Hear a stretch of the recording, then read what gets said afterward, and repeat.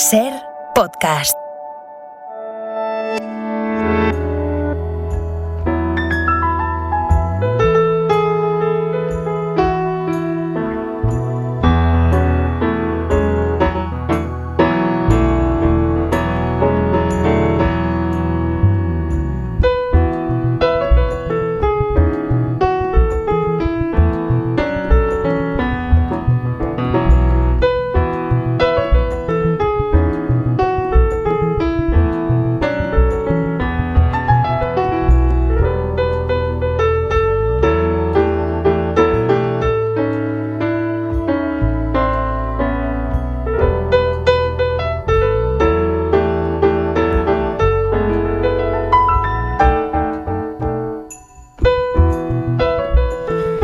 Desde París, como cada mañana, está el corresponsal en esa ciudad francesa, Marc Bassets. ¿Cómo estás, Marc? Buenos días.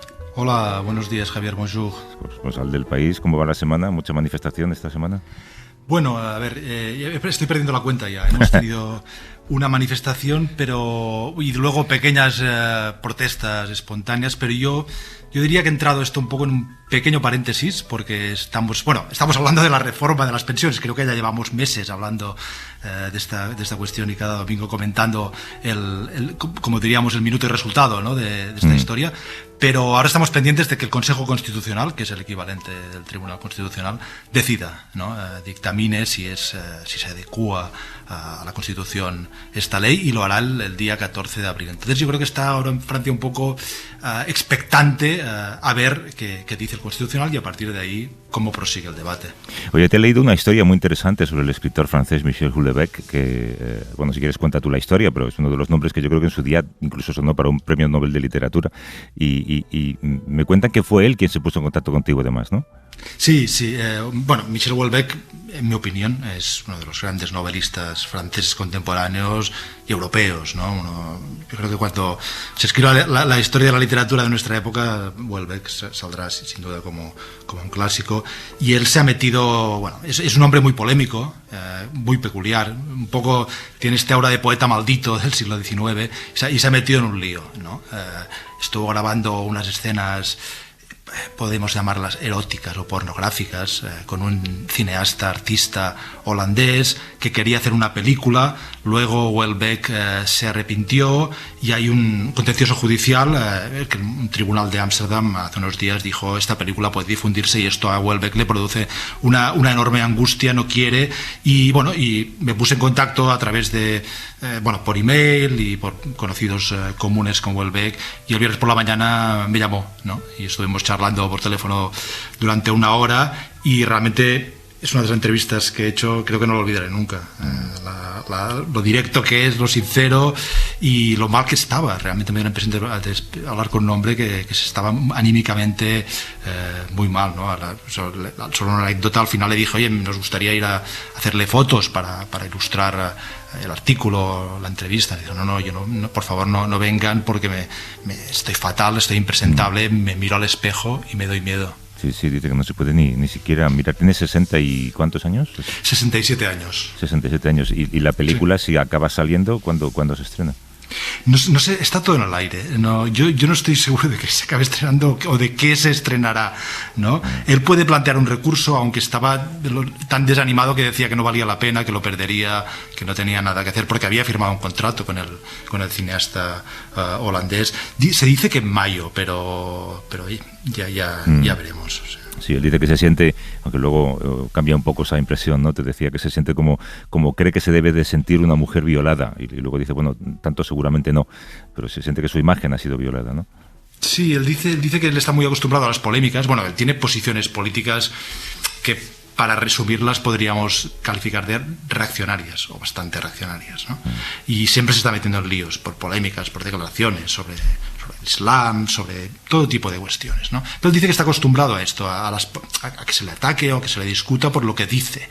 Pero esta vez dice es su cuerpo el que ve utilizado y esto le produce una enorme angustia y dolor y problemas vitales. No hace falta entrar en detalles, pero recomiendo, bueno, modestamente creo que vale la pena leer para ver y verán los oyentes que cuenta Michel Houellebecq de su vida privada e íntima. Sí, conviene leer esa entrevista, desde luego muy recomendable. Venga, empezamos.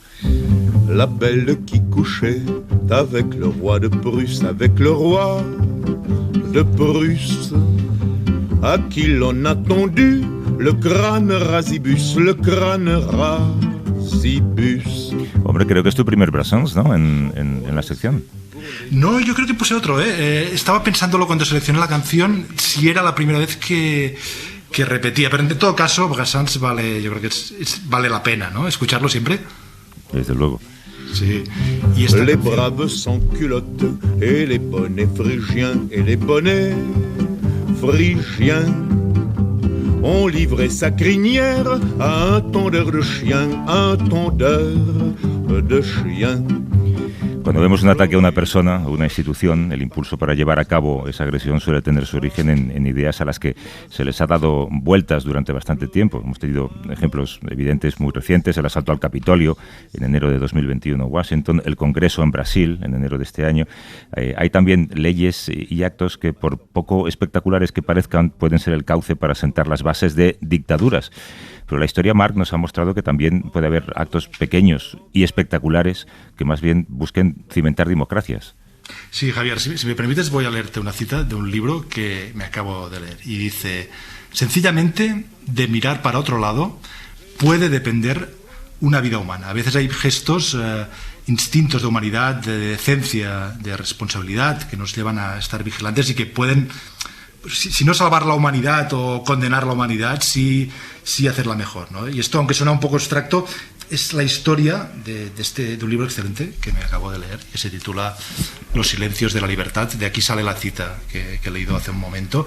El autor es Guillermo Altares y el libro habla de todas estas cuestiones y de mucho más. Sí, es un libro maravilloso, escrito por Guillermo Altares, que está con nosotros. Willy, ¿cómo estás? Buenos días. Hola, ¿qué tal? Buenos días. Los silencios de la libertad se llama el libro. Antes estabas escuchando el resumen informativo de las 8 y creo que has torcido el gesto cuando has oído la frase los jóvenes de Finlandia van a votar a la ultraderecha. Sí, es que nos hemos acostumbrado tanto que nos parece normal que en un país europeo con el que compartimos valores la disputa esté entre tres partidos: un partido conservador, un partido socialdemócrata y la ultraderecha. O sea, realmente nos hemos acostumbrado a algo que debería ser bastante excepcional, que partidos que no comparten nuestro sistema de valores y que muchas veces no comparten la misma idea que tenemos de los seres humanos y de la igualdad entre los seres humanos estén en nuestro ecosistema político y creciendo.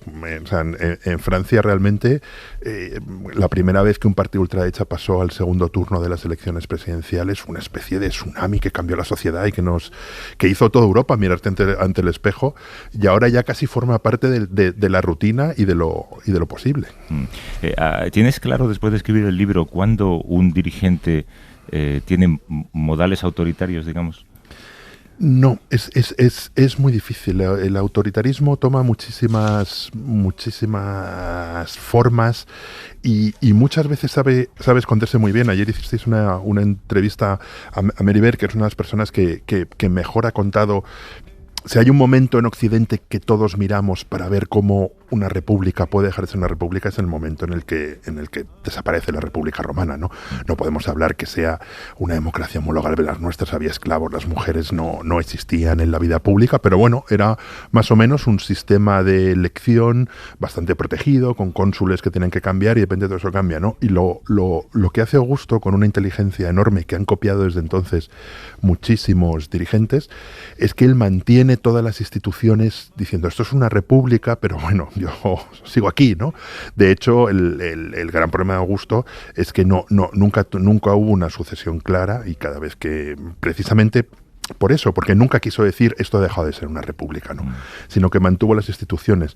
Y yo creo que en eso son muy hábiles son muy hábiles los tiranos tampoco es la palabra, los gobernantes autocráticos, que en un momento dado, si pudiesen lo cambiarían todo, pero tratarían de que todo pareciese que siga igual, ¿no? O sea, me pregunto hasta dónde si Trump es reelegido, hasta dónde podría llegar a subvertir, o sea, dudo que cerrase el Capitolio, pero a lo mejor sí lo vaciaba de sentido.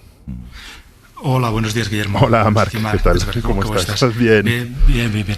No, hablas de este momento difícil a veces de captar o de definir, en el que hay un paso de una dictadura a un sistema, perdón, de una democracia a un sistema autoritario, ¿no? Hablas en el libro también de las democracias liberales en las que vemos en estos momentos, esta etiqueta particular como entre dos tierras, ¿no? ¿Cómo sabemos que la democracia pasa a ser liberal y pasa de repente a ser dictadura? ¿Nos daremos cuenta cuando pase esto? En Europa tenemos casos como que tú citas ampliamente, Hungría, Polonia. Hungría y Polonia. Es difícil de saber, pero incluso hay una diferencia sutil pero importante, ¿no? Que digamos, podemos hablar de que Hungría es una dictadura. Cuando entrevisté a Agnes Heller en Hungría, que es una mujer que sobrevivió a la dictadura comunista, que sobrevivió a la dictadura fascista, cuyo padre murió en Auschwitz y que sobrevivió al Holocausto, realmente lo sobrevivió todo, y ella era rotunda y decía, esto ya no es una democracia, ¿no? Pero tampoco se producen detenciones masivas, simplemente se va socavando el Estado de Derecho, y yo creo que se nota mucho en que las partes más débiles de la sociedad, eso se ve mucho en Hungría y Polonia, ¿no? Si eres un húngaro blanco, no sé qué, no tendrás muchos problemas. Si eres un inmigrante tendrás problemas. Si eres una mujer tendrás problemas. Si perteneces a la comunidad LGTBI tendrás problemas. Entonces es una socavación paulatina del Estado de Derecho. En Hungría, que es un país que conozco bien, que cubrí su entrada en la Unión Europea y al que he viajado a menudo, que es un país que me interesa muchísimo. Incluso viví no la caída del muro de Berlín, pero sí el final, cuando los húngaros empezaron a salir hacia la República Democrática Alemana y hacia Occidente. Estaba en Hungría como interrealista. Lo que me alucina de Hungría es que fue un país que de repente vivió un estallido de la libertad, ¿no? Es un país que protagonizó la revuelta contra los soviéticos en el 56, que luego se inventó una especie de lo que se llamaba el comunismo gulag, que había una cierta propiedad privada, había empresas, ¿no? Y cuando de repente abrazan la libertad, y Orbán, que era un personaje que ya entonces pululaba por ahí, de repente no sé, diría como algo así como venden su alma al diablo, ¿no? O sea, como un país puede pasar de acabar con una dictadura comunista, de entrar en la Unión Europea, de respirar la libertad, y de repente ponerse en manos de un tipo que poco a poco va socavando sus derechos de una manera más clara, y sobre todo los derechos de la parte de la sociedad que menos puede defenderse, ¿no? Una de las cosas que tiene la ultraderecha es que es tremendamente cruel, ¿no? Es tremendamente cruel con la gente que no tiene oportunidades. Hoy Sol Gallego escribe un artículo interesantísimo, como todo suyo, sobre los inmigrantes irregulares, ¿no? Que son personas muchas veces de las que estamos rodeados, que hacen los trabajos más duros de la sociedad. Eso, por ejemplo, en Estados Unidos se ve muchísimo, y que encima los machacamos. Pero ese tránsito en Hungría igual tiene que ver con algo que decía ayer Mary Bird, ¿no? Que ella dice que suele poner a sus alumnos el ejercicio de imaginarse viviendo, pues, en la Francia ocupada por los nazis, sí. Cuántos serían parte de la resistencia, sí. Cuántos pues se someterían al régimen, ¿no? Quizá los pueblos tienden cada vez más a asumir esas pequeñas pérdidas de libertades. Sí, asumirlas o abrazarlas. Yo creo que también tiene que ver muchas veces tiene que ver con el miedo, con cambios enormes. Estamos viviendo en sociedades que se transforman muy rápidamente y para bien, en sociedades que cada vez son más mestizas, en cambios imparables en la manera de concebir la sexualidad, o el género, y muchas veces la reacción a eso es el profundo temor, ¿no? También es difícil de ver, y eso sería, la verdad es que sería tener una bola de cristal extraordinariamente útil, cuando hemos dado un paso definitivo hacia la pérdida de la libertad sin saberlo, ¿no? Cuando ya no hay marcha marcha atrás, ¿no? ¿Cuáles son los errores? Que eso, por ejemplo, se ha estudiado muchísimo. Ángel Viñas acaba de publicar no hace mucho un libro sobre eso, ¿no? Diciendo la República evidentemente no tuvo la culpa del golpe de Estado, todo, pero es evidente que la República cometió una serie de errores, ¿no? Cuando se produce el punto de inflexión, ¿qué se podía haber hecho de otra manera para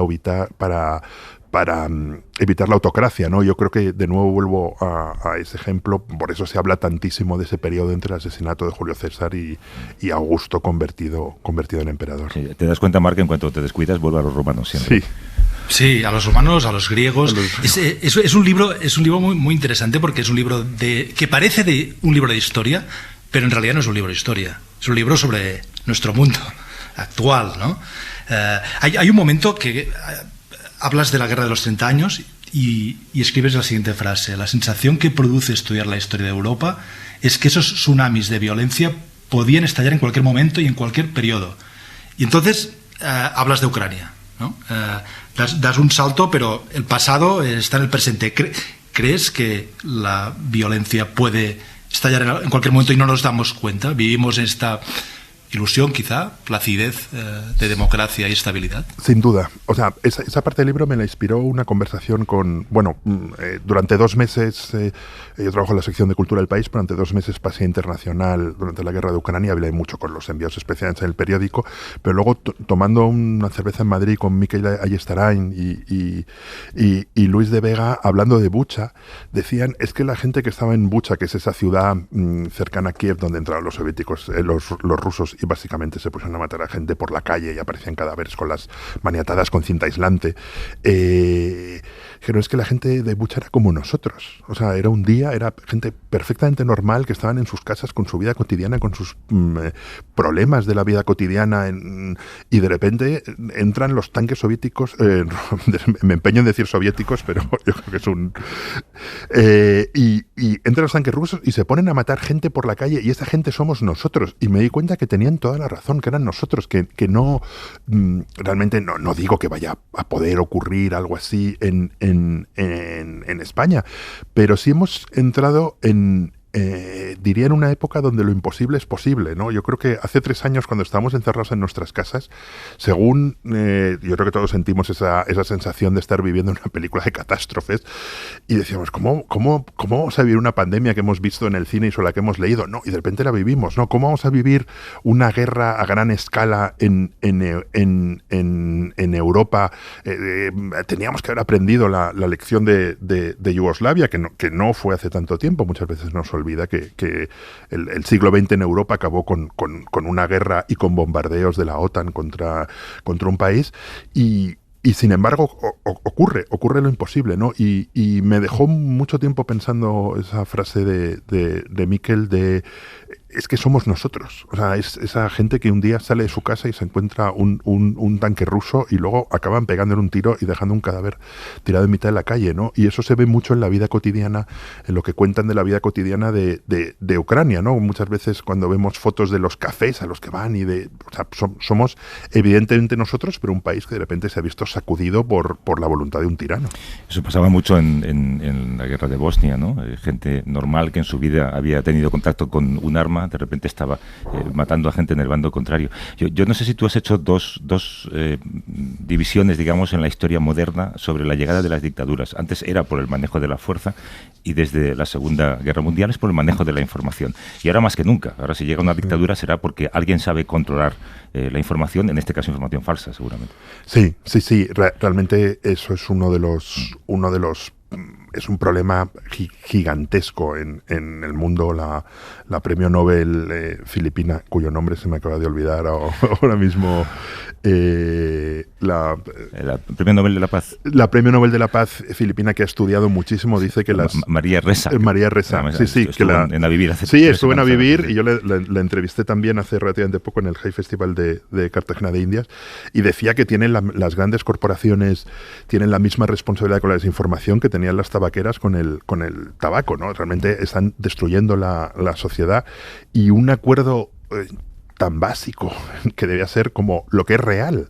Ya no lo es, ¿no? Estas semanas hemos visto circular esa imagen del Papa con una especie de plumífero absurdo blanco. Deepfake, que parecía totalmente real, ¿no? Entonces las fronteras entre la realidad son enormes. Y un caso que estoy siguiendo mucho es este de la Fox en Estados Unidos, donde básicamente lo que parecía más o menos claro, o estos presentadores son idiotas o son unos mentirosos, pues ha quedado claro que es lo segundo, ¿no? Pero de repente han construido una enorme mentira sobre el resultado de las elecciones americanas que desembocó en la toma del Capitolio, en un estallido de violencia. Una mentira en la que ellos no creen. Una mentira en la que ellos no creen, pero que son capaces de difundir, ¿no? Entonces el acuerdo básico sobre la realidad y la capacidad de construir otra visión del mundo, o sea, de vivir realmente en mundos diferentes y de que no haya ninguna conexión ni siquiera sobre lo que es, que parece filosofía, ¿no? Eso siempre lo dice Sol Gallego, ¿no? Que la verdad ontológica y en filosofía no existe, pero existe la verdad y que la función del periodismo es encontrar la verdad y mostrarla, y que eso sí existe, ¿no? Podemos discutir durante horas en una clase de filosofía sobre lo que es cierto o no, pero hay una realidad, ¿no? Y el problema es que no la compartimos. Y otra característica de estos movimientos del trumpismo, también de estos algunos partidos de extrema derecha en Europa, es que ahora luchan en nombre de la democracia, ¿no? El trumpismo dicen, somos los demócratas, queremos que se cuenten los votos, aunque luego es toda una falsedad, ¿no? Esto es nuevo, esta extrema derecha que puede llevar a sistemas iliberales, incluso dictatoriales, que lo hagan en nombre de la democracia. Yo creo que no, yo creo que siempre han hablado en nombre del pueblo, ¿no? Incluso más que de la democracia, algo todavía más profundo. Yo creo que casi todas las dictaduras en el fondo lo que intentan es salvar al pueblo, al hablar en nombre de una esencia absoluta y de nuevo crear una apariencia de democracia. No sé, bajo Franco había procuradores a cortes. Y siempre, sí, han buscado como una esencia ontológica de nosotros os vamos a salvar y vamos a salvar la verdadera esencia de este país, ¿no? Muchas veces, ahora clarísimamente teñido de racismo, de homofobia, de machismo. Hay una cosa que se desprende del libro, y es que en toda la historia de la civilización siempre ha habido gente que ha creído aquellas mentiras que les han contado. O sea, durante Franco había franquistas, sí. Durante Trump hay trumpistas, me imagino que durante Julio César había Julio Cesaristas o como se llamen, ¿no? Pero siempre hay gente dispuesta a apoyar una idea que es para una inmensa parte de la población claramente aberrante. El caso del nazismo es especialmente revelador, porque cuando uno lee muchos testimonios de la época, y hay muchísimos testimonios, te das cuenta de que la mayoría de los alemanes creían en eso, y creyeron en eso hasta muy, muy, muy, muy tarde, ¿no? Hay una cosa relativamente poco sabida, que es que Alemania bajo el nazismo estaba lleno básicamente de esclavos, de trabajadores extranjeros de toda Europa, que eran obligados a ir a trabajar a Francia, de Polonia, de todos lados, ¿no? Y entonces las SS y la Gestapo temían que en un momento dado se produjese un levantamiento de trabajadores extranjeros, porque había millones, pero nunca tuvieron un temor a que se produjese un levantamiento de alemanes, ¿no? La resistencia siempre fue existió, pero siempre fue muy, muy pequeña, y sabían, tal vez no sabían todo, tal vez no sabían las cámaras de gas, pero sabían que los judíos de sus barrios se iban para no volver, sabían muchísimas cosas, ¿no? Y realmente fue el caso. Hay un historiador que decía, el problema no es Hitler, el problema somos nosotros. Dijo, el problema es cómo hemos sido capaces de vendernos el diablo. Y lo mismo pasó con la Francia de Vichy, con la España de Franco, el libro del que también hablasteis, el libro de Ignacio Martínez de Pisón, que describe el Madrid de 1936, 1946 a 1945 te das cuenta de que había núcleos de resistencia, pero que la inmensa mayoría de la población se acomodó. Claro, era franquista y muchos no querían líos, ¿no? Incluso decir, vale, ya hemos llegado hasta aquí, esto no va a cambiar, hay que acomodarse. Bueno, pues oye, enhorabuena por el libro, que yo creo que es una segunda parte del anterior. Sí, decir. Un poco sí. Los silencios de la libertad, escrito por Guillermo Altares, que es redactor jefe de Cultura en El País. Está en editorial Tusquets. Ojalá vendas muchos ejemplares, firmes muchos en la Feria del Libro, que ya queda poco para ella, y así mucha gente aprenda muchas cosas. Nada, muchísimas gracias Marc y Javier por invitarme. Un abrazo muy fuerte. Chao. Hasta luego. Hinter der Mauer und glaubt, dass vor ihr sitzt. Ist hinüber, enfant perdu. Ach, kluge Kinder sterben früh. Von Ost nach West ein deutscher Fall. Lass Robert, lass sein, nee, schenk mir kein ein. Abgang ist überall. Ser Podcast. 1, 2, 3.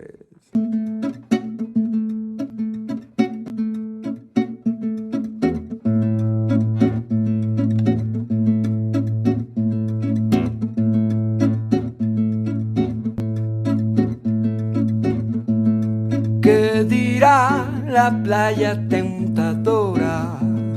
¿Qué dirá la selva tropical?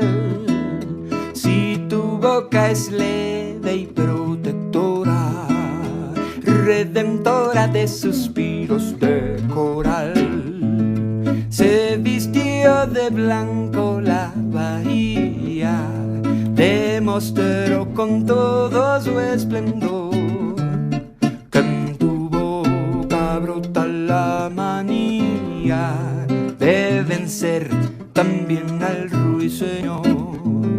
Con tu boca tiembla el mediodía y se alivia nuevamente mi dolor. Augusto Bracho, Marc. Sí, Augusto Bracho, un artista, me parece que venezolano, y la canción se titula Alabanza de tu boca. A lo largo de este año, que El Salvador ha vivido bajo un estado de excepción decretado por Bukele para reducir la criminalidad en las calles, nos llegan muchas imágenes desde las prisiones, donde centenares de mareros, como los llaman allí, o pandilleros, se encontraban detenidos. Son fotografías impactantes, ¿no? Pero más allá de ser una prueba para el gobierno de Bukele de que su medida ha funcionado, las imágenes le han servido al presidente en su estrategia de comunicación para seguir validando su administración. Antes hablábamos con Guillermo, ¿no?, de los dirigentes que a veces cruzan líneas rojas y el pueblo no se da cuenta de que las cruzan. Sí, creo que este caso es como una ilustración de todo lo que estábamos hablando estos últimos minutos con Guillermo sobre su libro Los silencios de la libertad, ¿no? Hablamos de un pequeño país también, como la semana pasada, si te acuerdas que hablamos de Holanda, pues aquí es El Salvador, 7 millones de habitantes, con este presidente tan atípico, que es realmente un personaje curioso, ¿no? Una imagen muy moderna. Cuando llegó al poder en el 2019, apostó mucho por el marketing, las redes sociales, le llamaban el Trump millennial, ¿no? O también he leído en algún sitio el dictador millennial, el primer dictador millennial quizá de la historia, y bueno, ha conseguido acabar o reducir muchísimo la violencia de los pandilleros, pero esto con abusos y denuncias de abusos de derechos humanos y libertades, y incluso movimientos y tretas legales que le permitirían quizá volver a presentarse a la presidencia, y esto está empezando a crear inquietud en Estados Unidos, en la comunidad internacional, respecto a esta deriva de Nayib Bukele.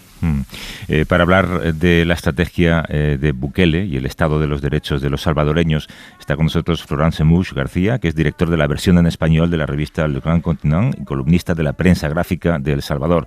¿Cómo estás, Florent? Buenos días. Hola, buenos días. ¿Qué tal? ¿Cómo convive el estado de excepción que vulnera derechos con el alto grado de aceptación de Bukele en El Salvador, esa contradicción? Bueno, yo creo que hay algo que acaban de mencionar y vinculado con lo que decía Guillermo Altares, es que no hay que olvidar que Bukele cruzó una línea roja incluso justo después de su elección en febrero de 2020, cuando militarizó la Asamblea Legislativa, lo que ya daba un poco digamos, el tono de su política, de su mandato, algo que se suele olvidar porque hubo tantos, digamos, sucesos, tantas cosas polémicas que ha hecho Bukele que se suelen olvidar, ¿no? Lo que dejaba ya entrever un poco este año que El Salvador ha vivido bajo el régimen de excepción y que de cierto modo ha confirmado, porque Bukele ha sido muy popular desde el principio y ha tenido muy poca baja de popularidad desde el inicio de su mandato en 2019, algo muy importante para los salvadoreños, que es la violencia, ¿no? Que es siempre el tema central en la política, en las elecciones. Y desde hace un año es indudable que Nayib Bukele está sacando lo que ningún otro político había logrado hasta ahora, sacando las maras a las pandillas de las calles, ¿no?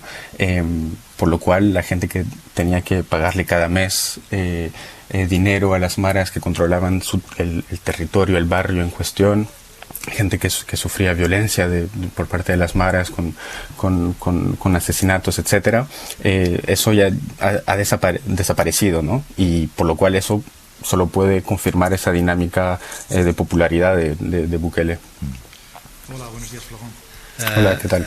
¿A qué precio ha conseguido Bukele si se puede llamar éxito, ¿no? con las maras, pero a un precio para la democracia, para los derechos?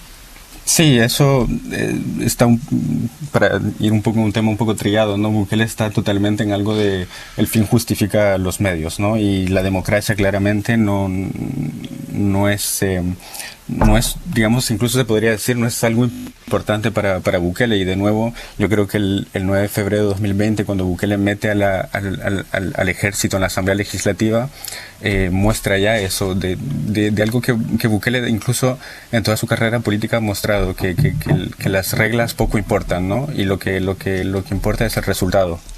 Y aquí básicamente lo que pasa es que se han arrestado más de 60.000 personas, entre las cuales, por supuesto, una mayoría de mareros, pero también miles de arrestos arbitrarios, injustos con personas inocentes, con una administración que no logra seguir, o sea, una administración, instituciones fallidas, con muchos problemas antes del régimen de excepción, y ahora con todos esos arrestos es muy fácil imaginar que no logran seguir todos los procesos y la justicia está un poco paralizada, ¿no? Y por lo cual hay gente inocente que está en las cárceles desde hace meses y no puede salir, no hay caso, no hay procesos, y se critica mucho. Ha habido muchos casos incluso de torturas en las cárceles, de asesinatos, pero, y lo decía el vicepresidente Félix Ulloa hace unos días en una entrevista con la BBC, no importa, de cierto modo, y no dudan en decirlo así, en decir, si no dicen que incluso no hay errores, dicen que sí los hay, que no importa porque una mayoría de salvadoreños está feliz y satisfecha con las medidas. Claro, es que antes decía Mark que es seguramente el primer dictador millennial y como tal sabe muy bien usar ese tipo de comunicación, esa estrategia de imágenes, ¿no? Las fotografías de los mareros en la cárcel, tatuados, rapados, son de un impacto brutal. Sí, es algo. Bukele es de hecho un fenómeno del siglo XXI, y sin las redes sociales no se entendería e incluso no existiría Bukele. Bukele está en algo como entre Donald Trump y Elon Musk, ¿no? Y de cierto modo más allá de Donald Trump y en otro campo que Elon Musk, pero digamos que gobierna como tuitea, ¿no? Gobierna como nosotros usamos las redes sociales, es decir, hay mucha improvisación, es muy difícil seguir una hoja de ruta porque básicamente no existe, por lo cual, por ejemplo, para dar un ejemplo, ha pasado, no hay que olvidar que al principio de la primera mitad de su mandato también hubo una reducción de homicidios en el país porque había pactado con las maras. Era un pacto secreto que se supo gracias al trabajo de los periodistas del Faro, y que de manera muy abrupta pasó hasta esta guerra, ¿no? Por lo cual siempre hay esos cambios que ahí hace pensar también en ese modus operandi un poco de Elon Musk de un poco de una sucesión de proyectos, de lanzar grandes cosas. Incluso con esto ha hecho olvidar el proyecto fallido que también hizo que se hablara de El Salvador en todo el mundo, que el Bitcoin, ¿no?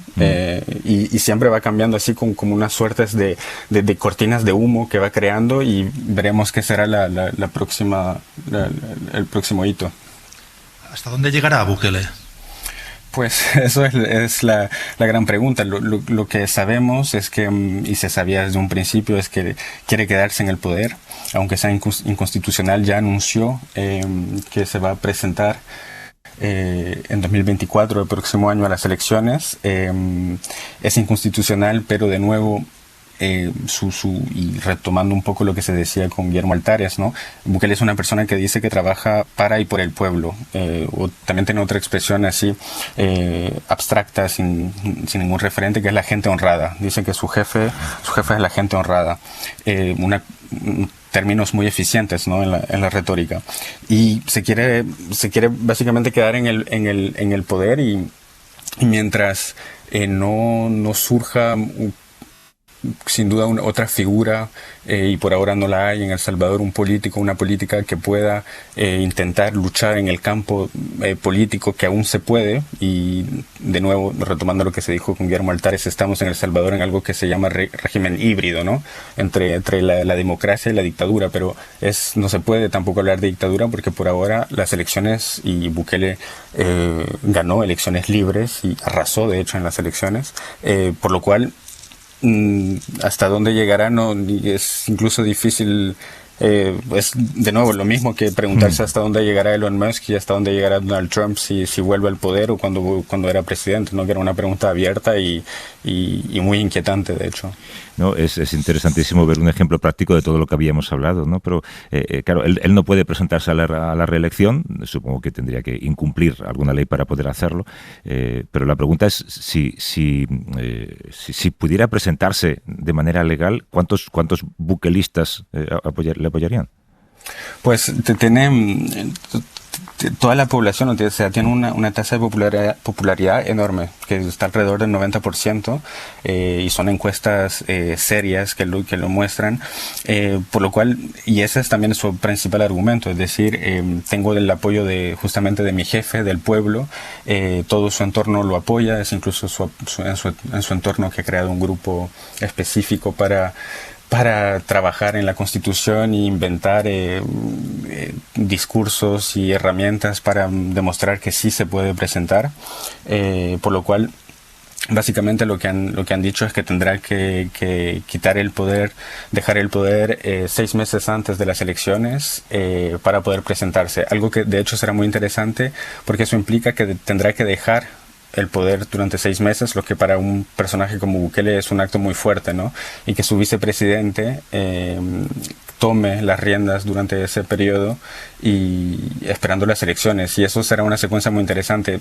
Vamos a ver si él respeta incluso las reglas que él mismo impone, ¿no? Es decir, justifica las elecciones con una dimisión 6 meses antes. Veremos si le respeta o no, si por temor, que es también una de las características de esos poderes autoritarios, ¿no? De una perversidad en su entorno, de un temor permanente, si le deja el poder durante 6 meses a su vicepresidente.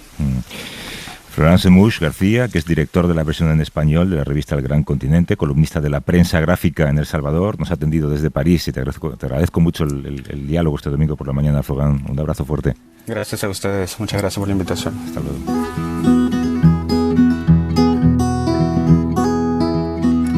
There's a random painted highway and a muzzle of bees. My sleeves have come unstitched. I'm climbing your tree. Tasas de aceptación del 90%, decía Florent. Es el gran sueño de Macron, Marc. Pues lo tiene muy mal, ¿eh? Está muy lejos de estas tasas de aceptación. Está más bien por debajo del 30%, las más bajas de su mandato casi. ¿Con qué música te despides? Con Jeff Tweedy, que es el cantante, guitarrista del grupo norteamericano Wilco. Pues con esta música que estará en tu lista de Spotify, supongo que a lo largo del día. Marc Bassets, corresponsal del País en París. Un abrazo como siempre, cuídate. Muchas gracias, un abrazo, Javier. Half of it's you and half is me.